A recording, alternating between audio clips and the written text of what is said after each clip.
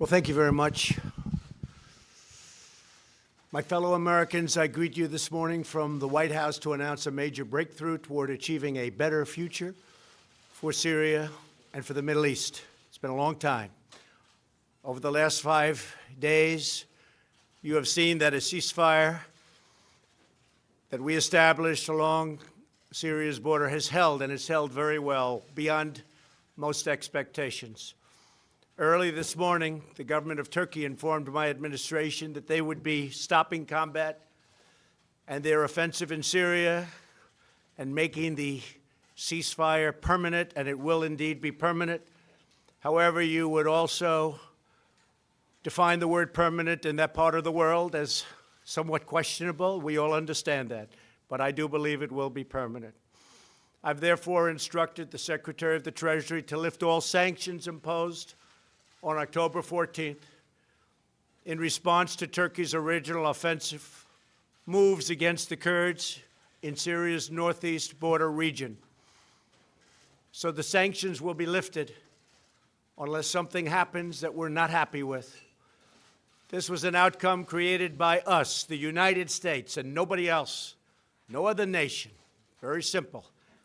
And we're willing to take blame, and we're also willing to take credit. This is something they've been trying to do for many, many decades. Since then, others have come out to help, and we welcome them to do so. Other countries have stepped forward. They want to help, and we think that's great. The nations in the region must ultimately take on the responsibility of helping Turkey and Syria police their border. We want other nations to get involved. We've secured the oil, and therefore a small number of U.S. troops will remain in the area where they have the oil. And we're going to be protecting it, and we'll be deciding what we're going to do with it in the future. In any event, by the moves that we've made, we are achieving a much more peaceful and stable area between Turkey and Syria, including a 20-mile wide safe zone. An interesting term, safe zone. That's the term we're using. Hopefully, that zone will become safe. Thousands and thousands of people have been killed in that zone over the years. But it's been sought for many, many decades, and I think we have something that's going to be strong and hold up. Turkey, Syria, and all forms of the Kurds have been fighting for centuries. We have done them a great service, and we've done a great job for all of them. And now we're getting out. Long time. We were supposed to be there for 30 days. That was almost 10 years ago. So we're there for 30 days, and now we're leaving. It was supposed to be a very quick hit, and let's get out. And it was a quick hit, except they stayed for almost 10 years. Let someone else fight over this long, blood-stained sand. I want to thank Vice President Pence and Secretary of State Pompeo for leading the American delegation so successfully to Turkey several days ago, along with National Security Advisor O'Brien. I want to thank them very much. The American delegation negotiated the original 5-day ceasefire that ended Kurdish fighters to safely leave. It just got them to a point where, frankly, they were able, it enabled them to get out, to go and move really just a few miles in a slightly different direction. So this enabled them to do so. Countless lives are now being saved as a result of our negotiation with Turkey, an outcome reached without spilling one drop of American blood. No injuries, nobody shot, nobody killed. I have just spoken to General Mazlum, a wonderful man, the commander-in-chief of the SDF Kurds, and he was extremely thankful for what the United States has done. Could not have been more thankful.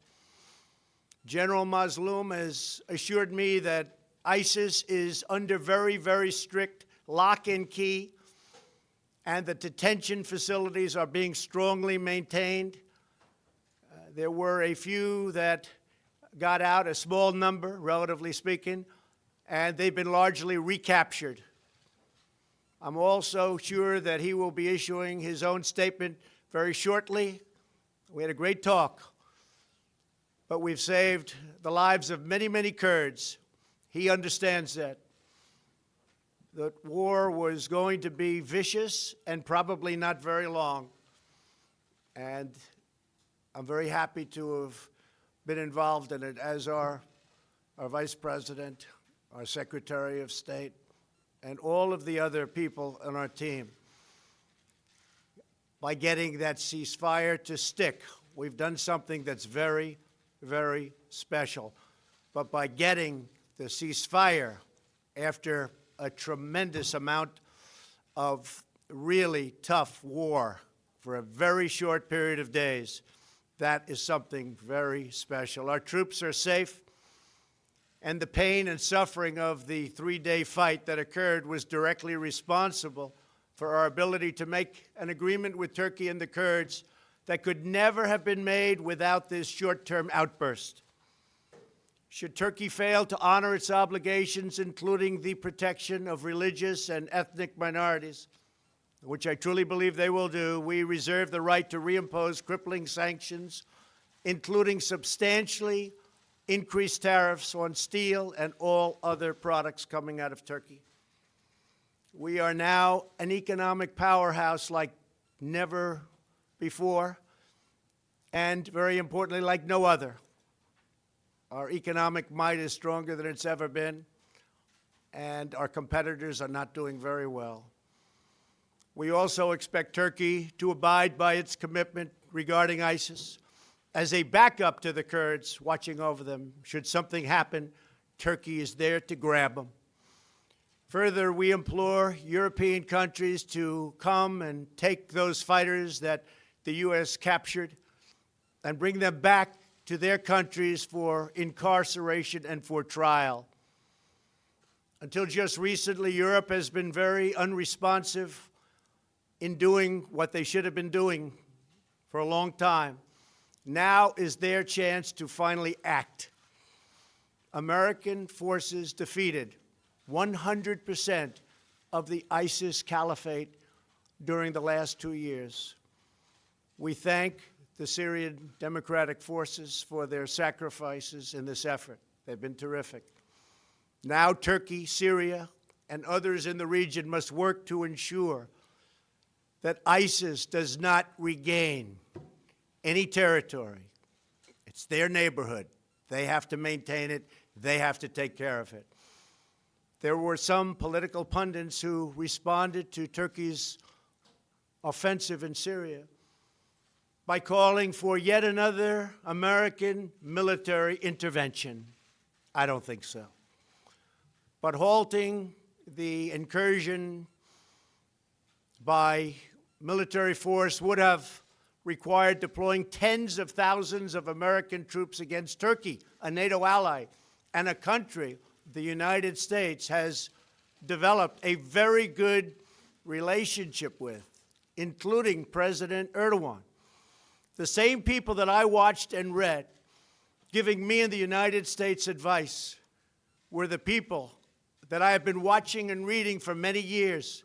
They are the ones that got us into the Middle East mess, but never had the vision or the courage to get us out. They just talk. How many Americans must die in the Middle East in the midst of these ancient sectarian and tribal conflicts? After all of the precious blood and treasure America has poured into the deserts of the Middle East, I am committed to pursuing a different course, one that leads to victory for America. Through much work, we have done things that everybody said couldn't be done. Today's announcement validates our course of action with Turkey that only a couple of weeks ago was scorned, and now people are saying, wow, what a great outcome. Congratulations. It's too early to me to be congratulated, but we've done a good job. We've saved a lot of lives. Most importantly, we have avoided another costly military intervention that could have led to disastrous, far-reaching consequences. Many thousands of people could have been killed. The last administration said Assad must go. They could have easily produced that outcome, but they didn't. In fact, they drew a very powerful red line in the sand. You all remember the red line in the sand when children were gassed and killed, but then did not honor their commitment as other children died in the same horrible manner. But I did honor my commitments with 58 Tomahawks.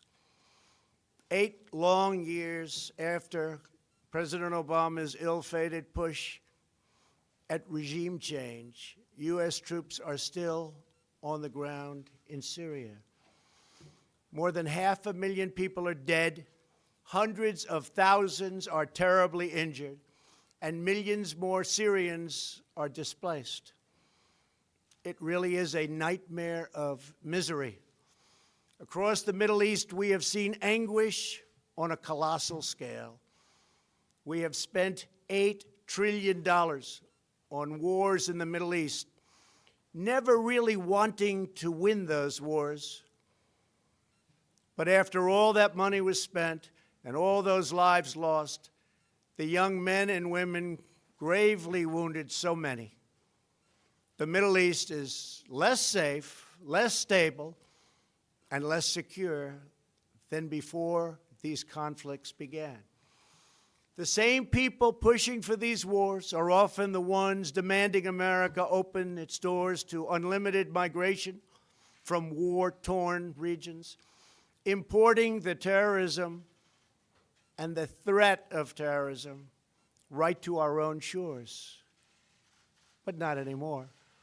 My administration understands that immigration security is national security. As a candidate for president, I made clear that we needed a new approach to American foreign policy, one guided not by ideology, but by experience, history, and a realistic understanding of the world. We are building up America's military might like never before, investing $2.5 trillion since my election. But we will not be depleted. We will not happen again. It will not be allowed to happen again, where our military is depleted, fighting in areas of the world where we shouldn't be. When we commit American troops to battle, we must do so only when a vital national interest is at stake.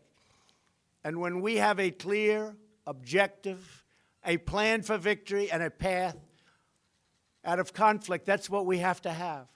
We need a plan of victory. We will only win.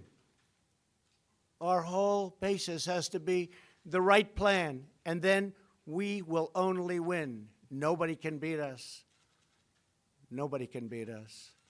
I want to again thank everyone on the American team who helped achieve the ceasefire in Syria, saved so many lives, along with President Erdogan of Turkey, a man I've gotten to know very well, and a man who loves his country. And in his mind, he's doing the right thing for his country. And we may be meeting in the very near future. I also want to thank General Mazloum for his understanding and for his great strength and for his incredible words today to me, but me just as a representative of the United States, because he knows that we saved tens of thousands of Kurds. And we're not talking in the long term, we're talking in the short term. We're talking something that was going on immediately and something, frankly, that was planned for a long time. The job of our military is not to police the world. Other nations must step up and do their fair share. That hasn't taken place. Today's breakthrough is a critical step in that direction. Thank you all very much, and God bless America. Thank you. Thank you.